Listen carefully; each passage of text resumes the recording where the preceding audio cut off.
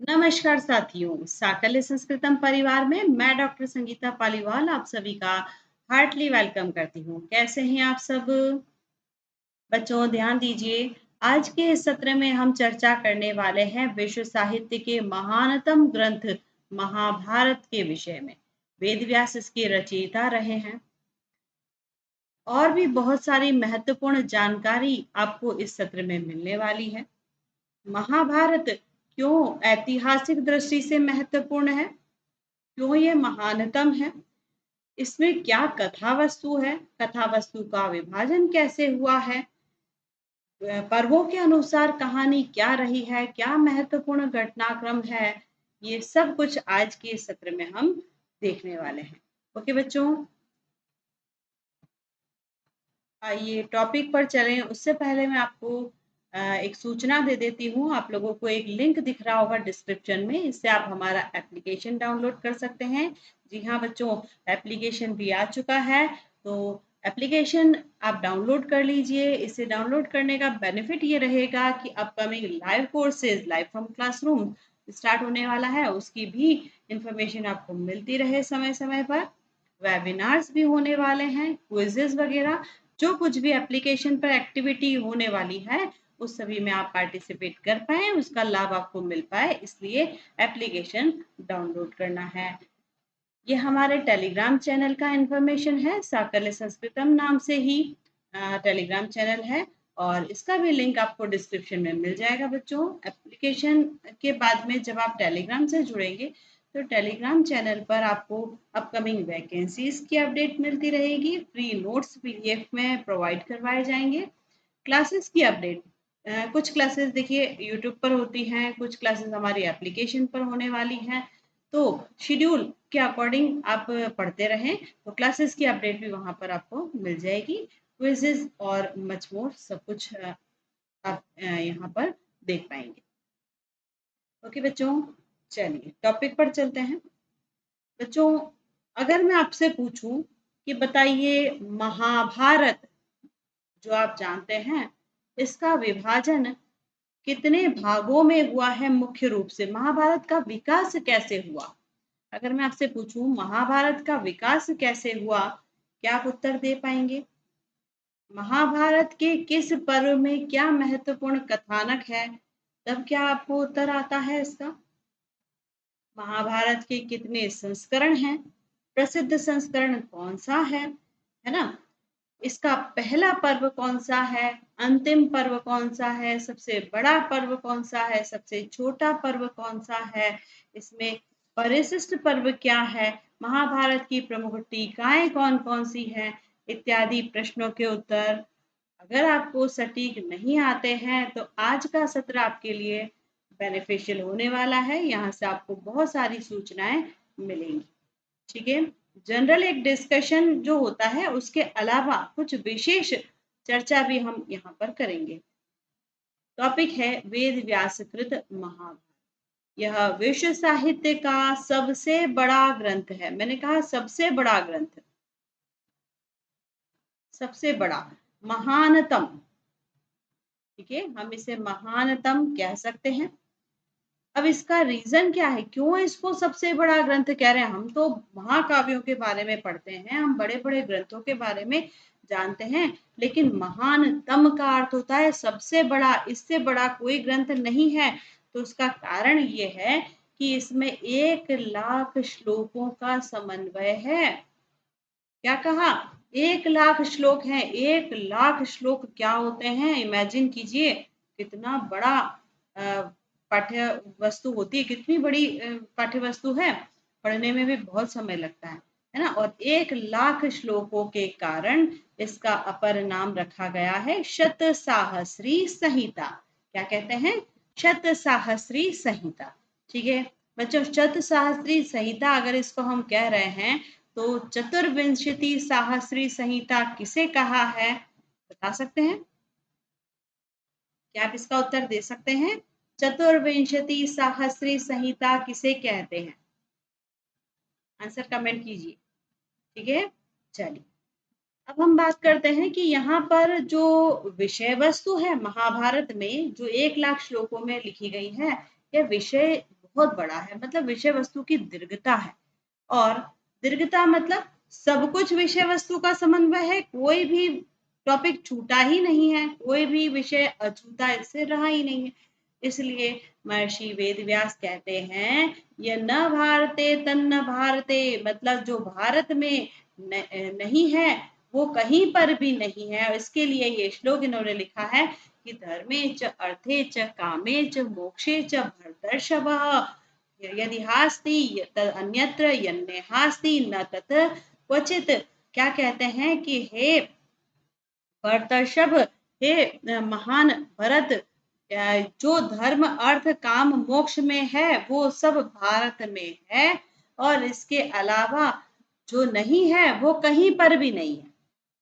कहने का मतलब समझे आप कि सब कुछ जो विषय वस्तु हो सकती है इस संपूर्ण संसार में, उसका समन्वय यहाँ पर लाकर कर दिया गया है। जो यहाँ नहीं है वो कहीं नहीं है। आ गई बात समझ में? ठीक है, तो सब कुछ यहाँ पर है, ये कहना चाह रहे। रचयिता इसके कृष्णद्वैपायन वेदव्यास हैं। हम इनका शॉर्ट नेम वेदव्यास बार बार प्रयुक्त करते हैं, पर पूरा नाम आपको पता चले। वेदव्यास ने कितने समय में महाभारत की रचना की, ये भी एक प्रश्न बनता है। तो बच्चों पता है हमें कि 3 वर्षों में वेदव्यास ने महाभारत की रचना की है, इतना समय इनको लगा। ठीक है, तो इसके लिए ये श्लोक यहाँ पर है, त्रिभी वर्षेह सदुत्थायी कृष्ण द्वैपायनो मुनि महाभारत आख्यानम कृतवादिनम उत्तमम। महाभारत की रचना उत्तम तरीके से, मतलब वो हर तरीके से, मानसिक रूप से, सब तरीके से वह उत्तम रहकर उन्होंने इस रचना को बनाया। ठीक है, चलिए आइए अब बात करते हैं इसके प्रमुख संस्करणों की। रस कौन सा है इसमें? शांत रस है, शांत रस प्रधान ये रचना है।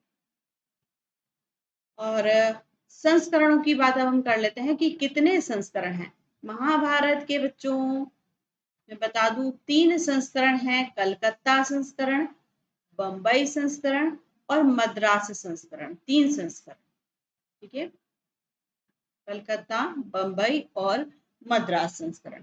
कलकत्ता संस्करण जो है इसमें हरिवंश पर्व शामिल है। अब ये हरिवंश पर्व क्या है इसकी बात हम अभी थोड़ी देर बात करेंगे। ठीक है, इसके बारे में हम गहन चर्चा करने वाले हैं थोड़ी देर बाद। हरिवंश पर्व यहाँ पर है कलकत्ता संस्करण में। ठीक है, बंबई संस्करण में हरिवंश पर्व नहीं है, नीलकंठी टीका के साथ यह प्रकाशित हुआ है। मतलब बंबई संस्करण के अंदर महाभारत के 18 पर्व हैं और नीलकंठी टीका भी उसी के साथ में अटैच कर दी गई है, और ऐसे ही ये प्रकाशित हुआ। मद्रास संस्करण में भी हरिवंश पर्व शामिल है। तो कहाँ पर नहीं है? बंबई संस्करण में हरिवंश पर्व का अभाव है, बाकी दोनों कलकत्ता और मद्रास संस्करणों में हरिवंश पर्व है। ठीक है, अब चूंकि हरिवंश पर्व की बात आ गई है तो मैं आपको यहाँ पर क्लियर कर दूं कि हरिवंश पर्व आखिर में है क्या।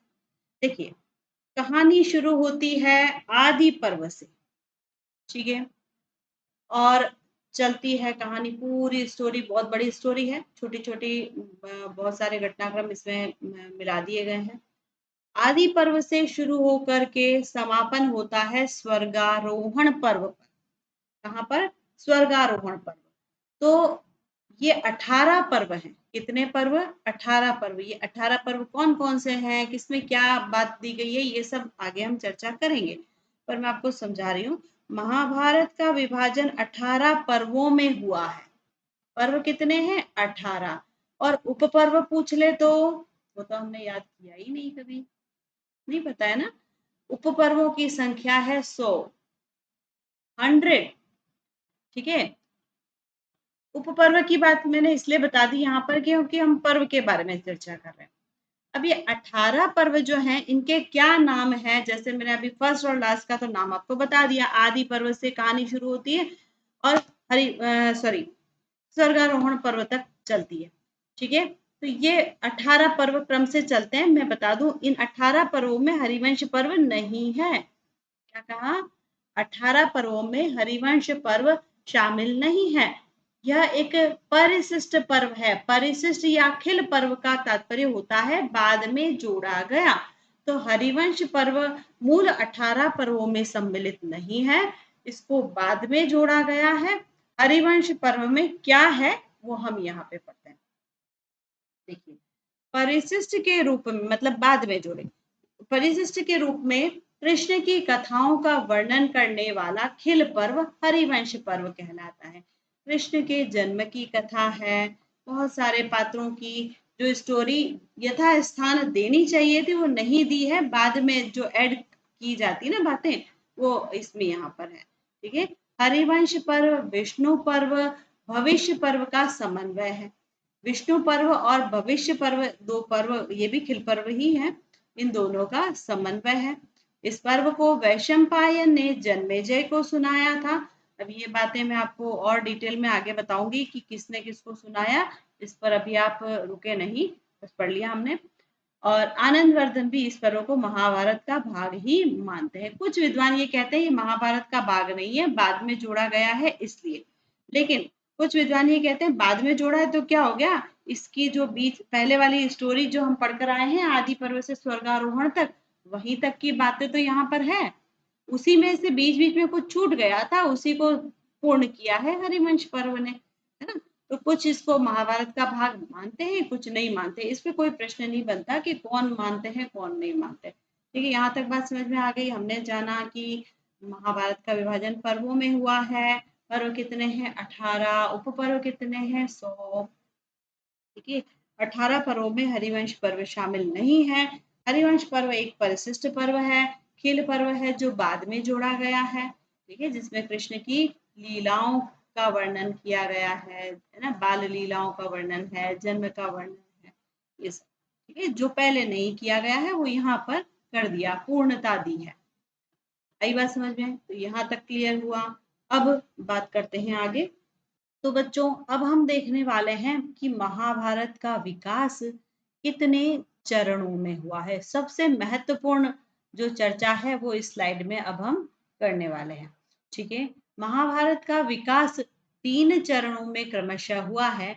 जिस विश्व साहित्य के महानतम ग्रंथ महाभारत को हम जानते हैं वो यकायक एक ही बार में नहीं बना बच्चों, है ना। ये पहला चरण, दूसरा चरण और तीसरा चरण ऐसे क्रमशः विकसित होकर के हमारे सामने आता है। तो बच्चों सबसे पहले मैं यहाँ पर नंबर डाल देती हूँ। पहला चरण है जय, दूसरा है भारत और तीसरा है महाभारत। बहुत ही इंटरेस्टिंग बात यह है कि महाभारत का पहला चरण जो फर्स्ट था उसका नाम है जय। इसमें श्लोकों की संख्या कितनी है? 8800 श्लोक। कितने श्लोक हैं? 8800 श्लोक। इसको लगभग आप 8000 कह सकते हैं, पर लगभग वाली बात नहीं है, एग्जैक्ट नंबर ज्यादातर पूछा जाता है। ठीक है, 8800 श्लोक संख्या है। और ये वाली जो भाग है, ये वाला जय जो भाग है, यह व्यास, कौन? कृष्ण द्वैपायन वेद व्यास जो इसके रचयिता, उन्होंने वैशंपायन को सुनाया था। बहुत इंपॉर्टेंट है। ठीक है, ये किसने किसको सुनाया? व्यास ने वैशंपायन को सुनाया।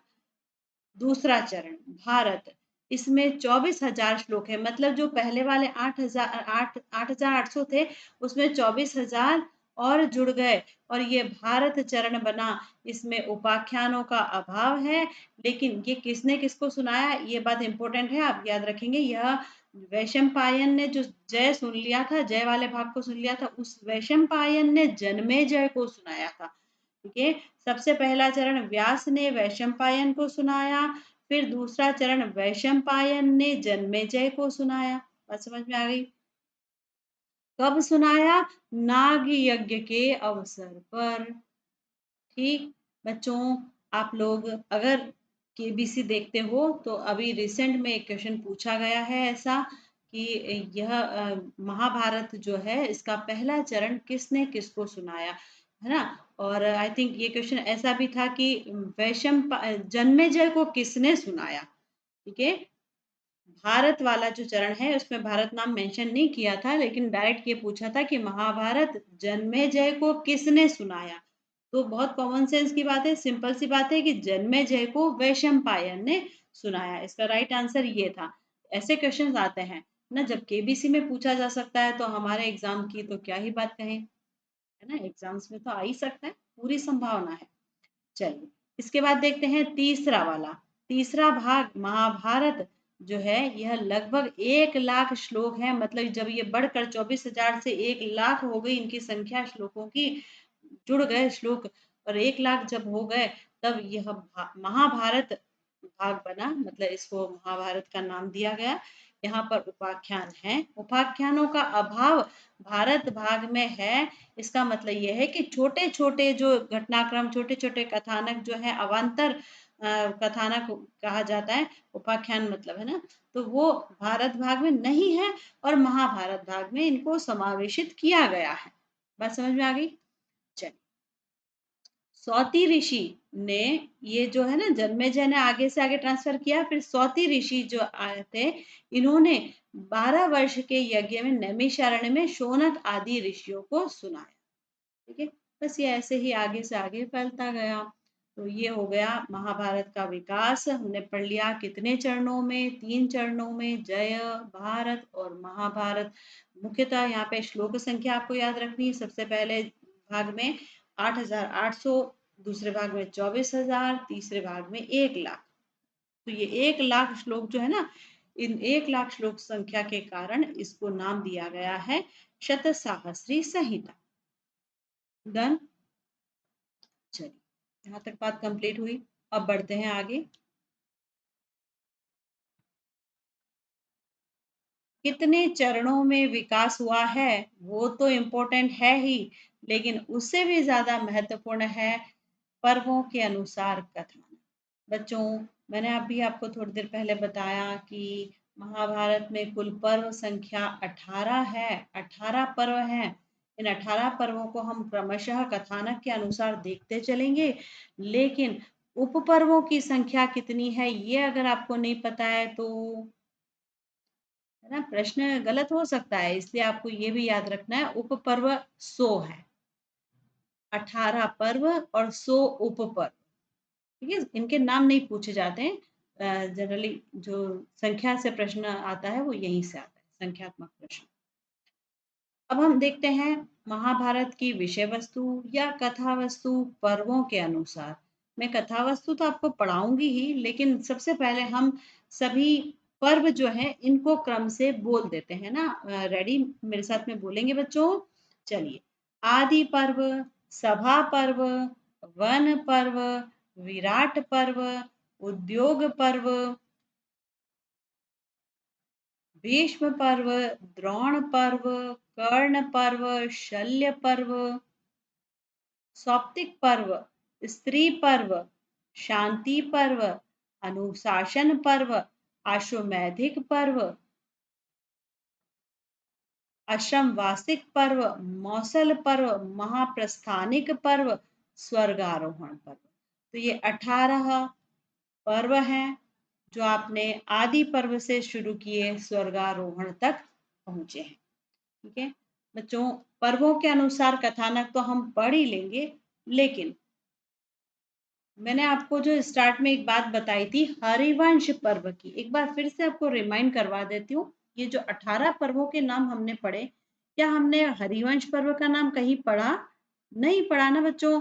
हरिवंश पर्व 18 पर्वों से भिन्न है, अलग है। उसको हम खिल पर्व या परिशिष्ट पर्व भी कहते हैं। वहां पर कृष्ण के बाल लीलाओं का वर्णन किया गया है, कृष्ण के जन्म की कथाओं का वर्णन किया गया, और भी जो बातें छूट गई, यथास्थान देनी चाहिए थी, वो नहीं दी है और बाद में जोड़ी गई है, वो हरिवंश पर्व में रख दी है।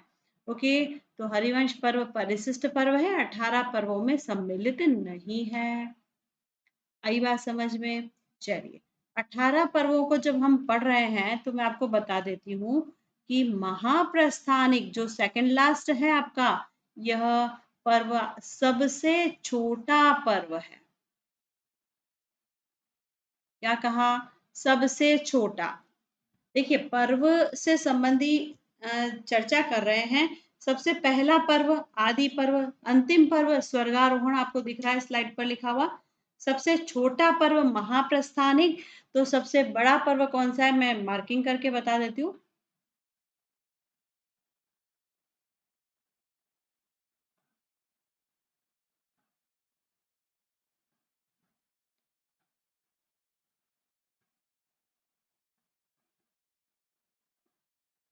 सबसे बड़ा पर्व है कौन?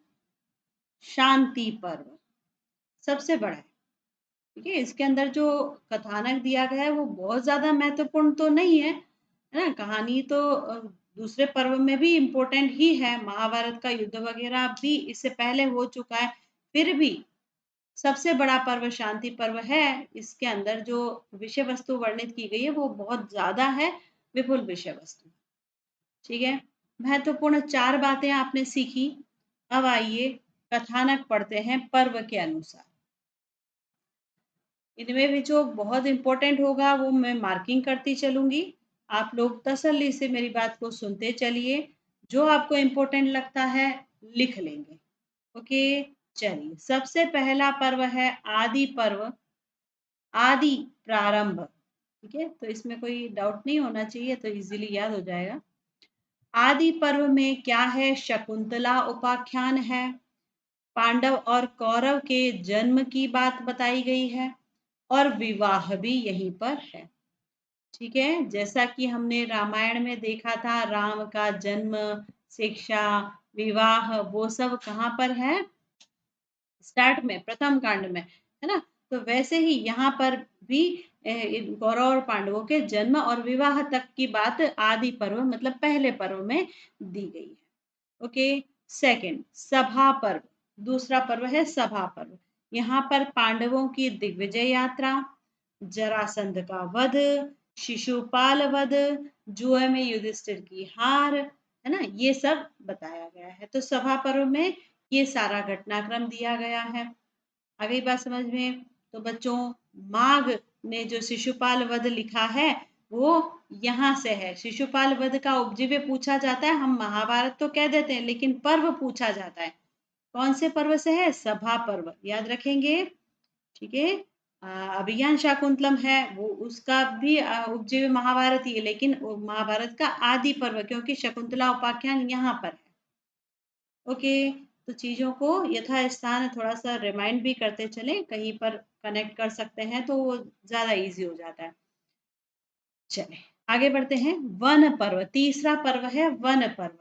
पांडवों को 12 वर्ष का वनवास इस पर्व में हुआ है, वहां की सारी बातें बताई गई है इस वन पर्व में। ठीक है, सावित्री सत्यवान की कथा यहीं पर है, द्रौपदी का हरण, इंद्र द्वारा कर्ण से कवच कुंडल मांगा जाना, यहाँ तक का घटनाक्रम वन पर्व में है। ठीक है, अब अगर बच्चों मैं आपसे पूछूं कि बताइए किरात अर्जुनियम का उपजीव्य क्या है, बता देंगे आप? एग्जैक्ट बता पाएंगे? सिर्फ महाभारत काव्य का नाम नहीं लेंगे आप, पर्व भी बता सकते हैं। ठीक है, चलिए आगे बढ़ते हैं। विराट पर्व, वन पर्व के बाद आता है विराट पर्व। पांडवों को 1 वर्षीय अज्ञातवास जो मिला था वो यहाँ बताया गया है। 12 वर्ष का वनवास तो वन पर्व में है और 1 वर्ष का अज्ञातवास विराट पर्व में बताया गया है, और भीम के द्वारा कीचक का वध भी यहीं पर वर्णित है। ओके, विराट पर्व तक की बात समझ में आ गई। क्रम से पढ़ो एक बार वापस से। आदि पर्व, सभा पर्व, वन पर्व, विराट पर्व, क्या है यहाँ तक? देख लो वापस। आदि पर्व में क्या क्या है, नजर डाल लीजिए विषय वस्तु पर, इस कथानक पर। यहाँ पर कथानक लिखा है, पर्व के अनुसार कथानक क्या है, देख लिया। विराट पर्व तक हम पढ़ चुके हैं। अब आता है उद्योग पर्व, अगला पर्व है उद्योग पर्व। बच्चों बहुत इंपॉर्टेंट है उद्योग पर्व, बहुत छोटा सा है लेकिन महाभारत के युद्ध की प्रस्तावना यहीं पर रखी गई। युद्ध की प्रस्तावना का मतलब समझते हैं आप लोग? युद्ध की तैयारी। ठीक है, तो महाभारत जो सबसे बड़ा युद्ध हुआ था विश्व का, वो यहाँ पर प्लानिंग हो रही है उसकी। ठीक है, प्रस्तावना मतलब प्लानिंग हो रही है। तो उद्योग पर्व में प्रस्तावना हुई है, प्रश्न आता है, इंपॉर्टेंट है। आगे बढ़ते हैं। छठा पर्व देखें, भीष्म पर्व। ये जो भीष्म पर्व है, मार्किंग कर देते हैं हम इसको, छठे पर्व को पढ़ रहे हैं। बच्चों ध्यान दीजिए, पांचवा पर्व जो उद्योग पर्व था, मैं उसको यहाँ पर एक बार फिर से लिख रही हूँ। उसका रीजन ये कि यहाँ से ये कनेक्टेड है। उद्योग पर्व में महाभारत के युद्ध की प्रस्तावना रखी गई। तो पर्व संख्या 5 से महाभारत की बात शुरू होती है और ये पर्व संख्या 9 तक चलेगी। इसको आप याद रखेंगे। 5वें से लेकर 9वें तक महाभारत की बात है।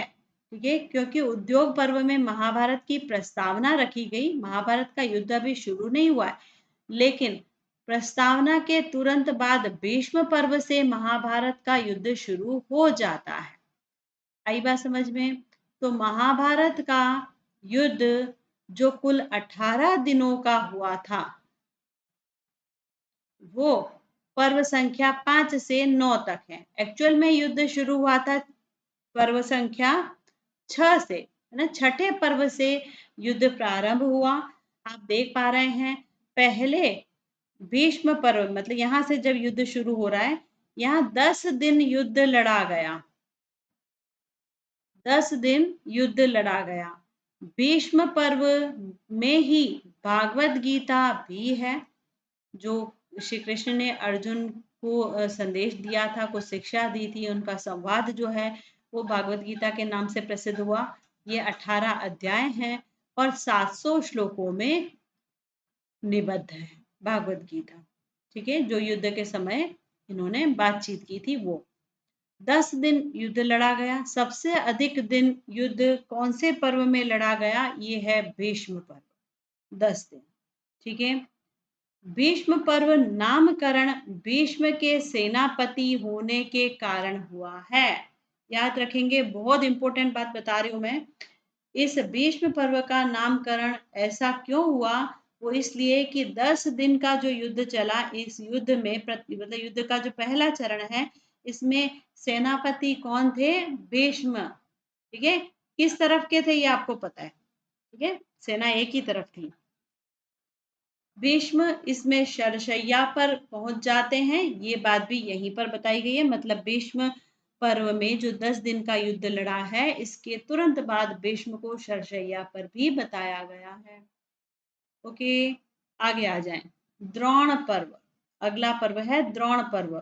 महाभारत युद्ध का द्वितीय चरण, 5 दिन युद्ध लड़ा गया। यहाँ पर कितने दिन युद्ध लड़ा है? 5 दिन। सबसे ज्यादा भीष्म पर्व में, उसके बाद द्रोण पर्व में। द्रोण पर्व में कितने दिन? 5 दिन। अगेन वही बात करेंगे हम कि द्रोण पर्व का नामकरण द्रोणाचार्य के सेनापति होने के कारण हुआ है। हाईलाइट करते चलिए बच्चों, क्यों इनका नाम ऐसा हुआ है। ठीक है, कुछ न कुछ रीजन होता है, इसीलिए इन पर्वों का नाम ऐसा रखा जाता है। या तो कथानक के अनुसार या पात्रों के अनुसार, कोई तो कारण होता है। तो हम कारण यहाँ पे फाइंड आउट कर रहे हैं। ओके, 5 दिन युद्ध लड़ा। और क्या बात बताई है? देखिए, अभिमन्यु, जयद्रथ, घटोत्कच और द्रोणाचार्य का वध बताया। जो सेनापति थे उनका भी वध हो गया था। ठीक है, और द्रोण जो सेनापति है, इनके वध से उनका पुत्र बहुत दुखी हो जाता है और ये नारायणास्त्र का प्रयोग कर लेता है। लेकिन कृष्ण ने पांडवों की यहाँ पर रक्षा कर ली थी। तो उस नारायणास्त्र का पांडवों पर कोई प्रभाव नहीं पड़ता है। ठीक है, 5 दिन युद्ध यहाँ पर लड़ा। द्रोण पर्व हमारा कंप्लीट हुआ। आगे आ जाए कर्ण पर्व। नामकरण कर्ण के सेनापति होने के कारण। युद्ध कितने दिन लड़ा? 2 दिन। याद रखेंगे, भीष्म पर्व 10 दिन, द्रोण पर्व 5 दिन, कर्ण पर्व 2 दिन। कर्ण 2 ही अक्षर है यहाँ पे, याद रखिएगा, कर्ण 2। ठीक है, यहाँ पर शल्य और कर्ण में परस्पर निंदक वाक युद्ध होता है। ठीक है, और इस वाक युद्ध के परिणाम स्वरूप महाभारत के अगले चरण में शल्य पर्व, जिसे हम कहते हैं, महाभारत का युद्ध का अगला चरण शल्य पर्व। यहाँ पर शल्य कर्ण का सारथी था। शल्य जो है वो कर्ण का सारथी है, लेकिन ये सेनापति बन जाता है। पर्वों का नामकरण सेनापति के नाम के आधार पर हो रहा है। ठीक है। भीष्म सेनापति, भीष्म पर्व, द्रोणाचार्य सेनापति, द्रोण पर्व, कर्ण सेनापति, कर्ण पर्व। लेकिन कर्ण का जो सारथी है इसमें और कर्ण में आपस में विवाद होता है किसी बात को लेकर के, और शल्य को सेनापति बना दिया जाता है अगले चरण में, जो कि कर्ण का सारथी था। और यह महाभारत युद्ध का अंतिम चरण है। यहाँ पर युद्ध केवल एक दिन लड़ा गया। महाभारत के अंतिम 18वें दिन का वर्णन यहाँ पर है, और पांडवों की विजय भी बताई गई है। मोस्ट इंपोर्टेंट प्रश्न देखिए, ये थोड़ी पूछा जाएगा कि महाभारत युद्ध में कौन विजयी हुए, ये तो सर्वविदित है। आपसे पूछा जाएगा कि पांडव विजय किस पर्व में बताई गई है, तो ये आपको एग्जैक्ट आंसर आना चाहिए, है ना। कैसे युद्ध चला है? 10 दिन भीष्म पर्व, 5 दिन द्रोण पर्व, 2 दिन कर्ण पर्व, और अंतिम 1 दिन शल्य पर्व। हो गए 18 दिन, काउंट करके देख लीजिए।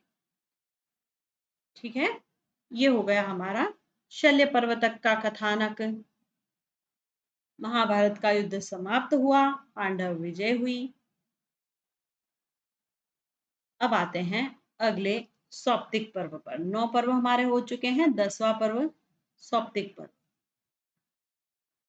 कृपाचार्य, कृतवर्मा और अश्वत्थामा, इनके द्वारा पांडवों की सोई हुई सेना पर हमला बताया गया है। जो सो रहे थे पांडव, इनके ऊपर ये आक्रमण कर देते हैं। कौन? कृपाचार्य, कृतवर्मा और अश्वत्थामा, षड्यंत्र करके। और इस सौप्तिक पर्व में ही द्रौपदी के 5 पुत्रों की मृत्यु बताई गई। ठीक, इसके बाद आता है स्त्री पर्व। इम्पोर्टेंट है ये भी, कारण कि यहाँ पर कुंती जो है वो युधिष्ठिर को कर्ण का वृत्तांत सुनाती है। ध्यान से सुनना मेरी बात को। कुंती युधिष्ठिर को कर्ण की बात बताती है, पूरा कथानक सुनाती है, और युधिष्ठिर फिर इस कारण से स्त्री जाति को शाप दे देते हैं कि वो कोई भी बात को कभी भी गोपनीय नहीं रख पाएंगी, है ना। पूरी स्त्री जाति को शाप के कारण इसका नाम स्त्री पर्व रखा। ठीक है, 11वां पर्व पूरा हुआ। इसके बाद आता है महाभारत के 18 पर्वों में सबसे बड़ा दीर्घतम शांति पर्व, 12वां क्रम।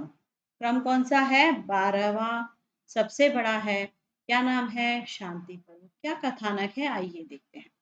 महाभारत का सबसे बड़ा ये पर्व है। महाभारत का प्राण भी इसे कहते हैं। ठीक है, इसको महाभारत का प्राण कहा है। राजधर्म, वर्ण धर्म, आश्रम धर्म, आपत धर्म, इन सभी का वर्णन किया गया है और मोक्ष का प्रतिपादन किया गया। इंपॉर्टेंट है, बहुत महत्वपूर्ण है ना। यहाँ पर मोक्ष का प्रतिपादन भी किया गया है, और इससे भी महत्वपूर्ण बात क्या, कि मोक्ष हेतु पाराशर गीता, हंस गीता आदि का वर्णन भी प्राप्त होता है। बच्चों, सामान्यतः हम ये जानते हैं कि भागवत गीता जो है वो महाभारत के भीष्म पर्व से है। 18 अध्याय हैं, 700 श्लोक हैं, है ना। लेकिन हमें नहीं पता है कि उसके अलावा भी कोई गीता होती है। पर यहाँ पे अब आप पढ़ रहे हैं, आगे भी और कुछ आने वाला है। ठीक है, उसके लिए भी रेडी रहें। शांति पर्व में पाराशर गीता, हंस गीता बताई गई है। ठीक है, ये मोक्ष के लिए गीता है। भीष्म पर्व में जो भगवत गीता दी गई है उसमें भी वही है, लेकिन यहाँ पर भी उन्हीं बातों को कुछ अलग तरीके से फिर से बताया है। ठीक है, इनको अलग से गीता का नाम दिया गया है, पाराशर गीता, हंस गीता। ओके, शांति पर्व क्यों महत्वपूर्ण था, क्यों सबसे बड़ा था, ये आपको समझ में आया होगा। राजधर्म का वर्णन, बहुत बड़ा टॉपिक है ये। वर्ण धर्म, आश्रम धर्म, आपद धर्म, कितने बड़े बड़े पाठ्य बिंदु हैं ये सब यहाँ पर रख दिए गए, इस कारण से भी ये बड़ा है, दीर्घतम। ओके, आगे आ जाए। अनुशासन पर्व, 13वां पर्व है अनुशासन पर्व। यहाँ पर भीष्म शरशैया पर बताए गए हैं। कहाँ से हैं भीष्म शरशैया पर? भीष्म पर्व से, अभी हमने पढ़ा। जैसे महाभारत का युद्ध प्रथम चरण समाप्त हुआ, बस वहीं से ये शरशैया पर है और यहाँ तक। ठीक है, ये युधिष्ठिर को उपदेश दे रहे हैं। शिव सहस्त्र नाम स्रोत और विष्णु सहस्त्र नाम स्रोत यहीं पर है, इनका वर्णन किया गया है। ठीक है, तो कितनी इंपॉर्टेंट बात है। अनुशासन पर्व में भीम युधिष्ठिर को उपदेश दे रहे हैं। शिव सहस्त्र नाम स्रोत और विष्णु सहस्त्र नाम स्रोत का वर्णन भी यहीं पर है। ओके, फिर आते हैं अगले पर्व पर। आश्वमेधिक पर्व इसका नाम है। और क्यों ये इंपॉर्टेंट है, क्योंकि यहाँ पर अश्वमेध यज्ञ का वर्णन किया गया है। कौन कर रहे हैं? युधिष्ठिर। व्यास कृष्ण द्वैपायन वेद व्यास जो युधिष्ठिर को आदेश देते हैं, इस आदेश के फलस्वरूप ये अश्वमेध यज्ञ करते हैं। उस यज्ञ का वर्णन यहाँ पर है। इस अश्वमेधिक पर्व का नामकरण इस कारण से हुआ। ठीक है, अनुगीता, यहाँ पर एक अनुगीता है। देखिए, आपने अभी ऊपर पाराशर गीता और हंस गीता का नाम पढ़ा, एक अनुगीता और होती है। ये दर्शन शास्त्रीय सामग्री लिए हुए है, मतलब दार्शनिक गीता है ये। ठीक, इसका भी यहाँ पर वर्णन किया गया है अश्वमेधिक पर्व में। याद रखिएगा, पाराशर गीता हंस गीता शांति पर्व में है, जबकि अनुगीता अश्वमेधिक पर्व में है। क्लियर? आगे बढ़ते हैं। अच्छा लग रहा है बच्चों? पर्वों के अनुसार कथानक हम देख रहे हैं, चीजें थोड़ी थोड़ी आसान होती हैं, है ना। मुख्यतः जो बातें पूछी जाती हैं उनको हम हाईलाइट कर ही रहे हैं। इसके बाद आता है 15वां पर्व, आश्रम वासिक पर्व। आश्रम वासिक पर्व, इस पर्व का नामकरण आश्रम ग्रहण करने के कारण हुआ है। कौन सा आश्रम? वानप्रस्थ आश्रम। किसने किया?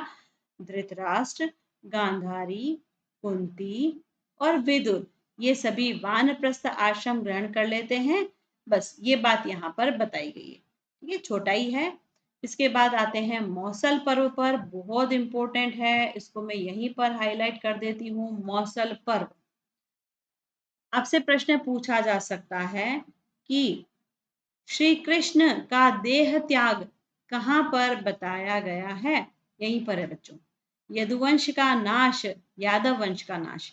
ठीक है, गांधारी ने जो शाप दिया था पहले, उस शाप से यदुवंश का नाश जो बात थी वो सत्य हो जाता है। मुसल के द्वारा यदुवंश का नाश होता है, इस कारण से इसका नाम मौसल पर्व रखा है, मुसल के कारण। ठीक है, इसी कारण से इसका नाम मौसल पर्व है। और कृष्ण भी एक व्याग के द्वारा ब्रह्मवश मारे जाते हैं। ठीक है, उनके पैर में तीर चला देता है व्याध, और यहीं पर ये देह त्याग कर देते हैं। मौसल पर्व। इसके बाद आ जाते हैं अगले पर्व, महाप्रस्थानिक पर्व। महाप्रस्थानिक पर्व महाभारत का सबसे छोटा पर्व है। हमने सबसे पहले इसके बारे में बात कर ही ली थी। यहाँ पर पांडवों की हिमालय यात्रा का वर्णन किया गया है। पांडव हिमालय की ओर जा रहे हैं, ये बात बताई गई है। युधिष्ठिर के अलावा सभी वहां हिमालय पर पतन हो जाता, सबका। युधिष्ठिर के अलावा सबका हिमालय पर पतन हो जाता है, मतलब देह त्याग ये कर देते हैं। लेकिन सबसे इंपॉर्टेंट बात क्या, कि युधिष्ठिर जो है वो सशरीर स्वर्ग में पहुंचता है। पूछा जा सकता है पांडवों में से कौन था जो सशरीर स्वर्ग में पहुंचा था। आई बात समझ में? महाप्रस्थानिक पर्व में बताया है कि युधिष्ठिर सशरीर स्वर्ग में पहुंचता है, इनके अतिरिक्त सभी का पतन हो जाता है, अर्थात देह त्याग कर देते हैं। और लास्ट वाला जो पर्व है, स्वर्गारोहण अंतिम पर्व। स्वर्ग में श्री कृष्ण आदि से मिलन यहाँ पर बताया गया है। ठीक है, सभी लोग जो स्वर्ग में पहुंच जाते हैं उनका कृष्ण से मिलन बताया है। महाभारत का महात्म्य बताया है कि क्यों यह ग्रंथ विश्व साहित्य का महानतम ग्रंथ बना है। केवल कथा वस्तु की दीर्घता के कारण नहीं, है ना, केवल इस कारण से महान नहीं है, इसमें बहुत सारी चीजें ऐसी दी गई हैं जो और कहीं नहीं है, अन्यत्र नहीं पाई जाती हैं, है ना, इसलिए इसका महात्म्य है वो यहाँ पर वर्णन किया गया। और सबसे इम्पोर्टेंट कि भारत सावित्री में महाभारत का सार भी दिया गया है। ओके बच्चों, तो अच्छा लगा आप लोगों को, हमने इन पर्वों के अनुसार कथानक की बात की है ना, लाइक नेवर बिफोर। इस तरीके से आपको कहीं पर भी पढ़ने को नहीं मिलेगा। मजेदार तरीके से देखिए। आप हो सके तो इस क्लास को रिकॉर्डेड में रिवाइज करके देख लीजिएगा, आपको अच्छा लगेगा, क्योंकि दोहरान करने से चीजें निश्चित रूप से आसान बनती हैं। ठीक है, चलिए एक और इंफॉर्मेशन मैं यहाँ पर ऐड कर देती हूँ। देखिए, वर्तमान में महाभारत जो ग्रंथ है, इसके अंदर पर्व तो 18 ही हैं, उपपर्व 100 ही हैं, लेकिन अध्याय कितने हैं? अध्यायों की भी बात होती है, अध्याय तो है ना, तभी तो हम कहते हैं कि गीता में 18 अध्याय हैं। हम तो पर्व पढ़ रहे हैं, फिर अध्याय की बात कैसे आ गई? तो पर्वों में ही अध्याय है बच्चों, और अध्यायों में ही श्लोक है। ठीक है, तो अध्याय कितने हैं ये बात आप याद रखेंगे, ये गिनती याद होनी चाहिए। संख्यात्मक प्रश्नों में ये पूछा जाता है। 1923 अध्याय हैं कुल। ठीक है, इन कुल 18 पर्वों में अध्याय कितने हैं? 1923। और एक बात याद रखनी है, श्लोक वाली, जो हम बार बार कह रहे हैं ना, महाभारत का विकास 3 चरणों में हुआ है, जय भारत और महाभारत। महाभारत में 1 लाख श्लोक है, वो एग्जैक्ट नंबर क्या है वो मैं आपको बता देती हूँ। 96,244 श्लोक संख्या एग्जैक्ट ये है। राउंड फिगर में हम बोलते हैं लगभग 1 लाख श्लोक, ऐसा हम बोलते हैं, लेकिन वो पूरे 1 लाख नहीं है, 96,244 श्लोक संख्या है। ओके बच्चों, तो यहाँ तक की बात हमने कर ली है, बहुत महत्वपूर्ण चर्चा हम कर चुके हैं। बस आगे बढ़ते हैं, कुछ सूक्तियां देख लें और महाभारत के प्रमुख टीकाकारों के बारे में भी चर्चा करें। चलिए, अब हम बात करते हैं महाभारत के प्रमुख टीकाकारों के विषय में, कि कौन कौन विद्वान रहे हैं जिन्होंने महाभारत पर टीकाएं लिखी हैं। सबसे पहले होते हैं देव स्वामी, उसके बाद वैशंपायन, इन्होंने भी महाभारत की टीका की है। इसके बाद विमल बोध, फिर नारायण सर्वज्ञ, देन चतुर्भुज मिश्र, अर्जुन मिश्र, वादिराज एवं नीलकंठ, ये सभी महाभारत के प्रमुख टीकाकार रहे हैं। ठीक है, वैसे तो बच्चों महाभारत के विषय में क्या महत्वपूर्ण चर्चा रहती है वो हम कर चुके हैं, लेकिन अब जो हम चर्चा करने वाले हैं यहाँ से भी कभी कभी प्रश्न बन जाते हैं, तो हम इन सब टॉपिक्स को इग्नोर नहीं कर सकते, इसलिए हमने टीकाकारों को देख लिया। अब हम महाभारत की सूक्तियां देख लेते हैं। ठीक है, जैसे सबसे पहली सूक्ति आपको दिख रही है महाभारत की, अहिंसा परमो धर्मः। ये कहाँ से है? महाभारत के वन पर्व से। आनृशंस्य परमो धर्मः, ये भी अहिंसा परमो धर्मः का ही अर्थ बताती है, ये भी वन पर्व से है ना, दोनों सूक्तियों का समान अर्थ है। सर्वधर्मा राजधर्मा प्रधाना, शांति पर्व से यह सूक्ति ली गई है। सभी धर्मों में राजधर्म प्रधान है। पुराण पूर्ण चंद्रेण श्रुति ज्योत्सना प्रकाशिता, यह सूक्ति भी महाभारत की है। बच्चों महाभारत रामायण इनकी प्रमुख सूक्तियां होती हैं, और रामायण के विषय में जब मैंने आपको पढ़ाया तब कहा था कि जैसे रामायण में जो सूक्तियां हैं वो रामायण को आश्रित करके लिखे गए काव्यों में भी हो सकती है। राइट, जैसे मैं जो बात कर रही हूँ इसको सुने ध्यान से। जैसे महाभारत में जो सूक्तियां हैं, है ना, महाभारत में जो सूक्तियां हैं, क्या ये वेणी सहार में नहीं हो सकती? भट्टनारायण का जो वेणी सहार नाटक है, इसमें नहीं हो सकती है? बिल्कुल हो सकती है ना। तो महाभारत को उपजे हुए करके, महाभारत को आधार करके जो भी ग्रंथ लिखे गए, ये मैंने सिर्फ एग्जाम्पल के लिए बताया, बहुत सारे ग्रंथों की रचना इसको आधार करके हुई है। तो उनमें भी इन सूक्तियों का आपको दृश्य दिख सकता है, ये सूक्तियां यहाँ पर भी आपको नजर आ सकती है ना, इसलिए ये इम्पोर्टेंट है। आगे देखो, आत्मनः प्रतिकूलानि परेशान न समाचरेत, इम्पोर्टेंट है ये सूक्ति भी, प्रश्न साधारण यहाँ से पूछा जाता है। बहुद्वारस्य धर्मस्य न यह अस्ति विफला क्रिया, धर्मे मति भवतु वः, यतो धर्मः ततो जयः। दानं हि महती क्रिया, धारणात् धर्म इत्याहु धर्मो धारयते प्रजा। मायाचारो मायया वर्तितव्यः, साध्वाचारः साधुना प्रतियुक्तेयः। ये सभी महत्वपूर्ण सूक्तियां महाभारत की हम देख रहे हैं बच्चों। और भी हैं, नास्ति मात्र समो गुरुः, महाजनो येन गतः स पंथा, सर्वं सर्वं न जानाति सर्वज्ञो नास्ति कश्चन। बहुत इंपॉर्टेंट। माता गुरुतरा भूमेः, गुरुणा च एव सर्वेषां माता परम एको गुरुः। है ना, देख पा रहे हैं आप लोग यहाँ पे, ये देखिए, ये माता से संबंधी कितनी सारी सूक्तियां हैं। नास्ति विद्या समम चक्षु, भार्या श्रेष्ठतमः सखा। बहुत अच्छी बात है ना। विवाहानाम ही रंभोरु गांधर्व श्रेष्ठ उच्यते, पुत्रेण दुहिता समा।